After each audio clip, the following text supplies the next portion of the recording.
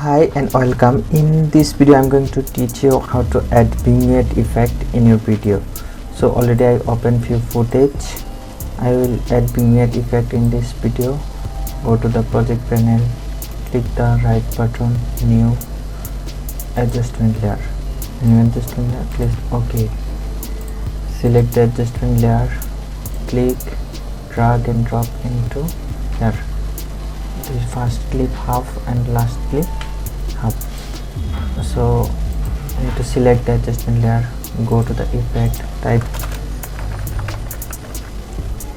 click, drag and drop here. See, circle is applied here. Now select the adjustment layer, go to the effect control, come below circle, blending mode, stencil alpha,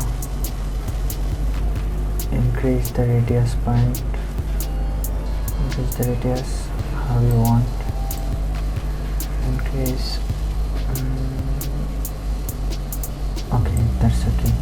Now go to the feather, increase the feather, see, applying hair, see, changing hair effect, see,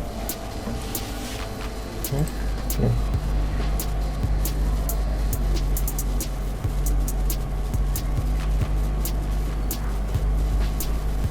Okay.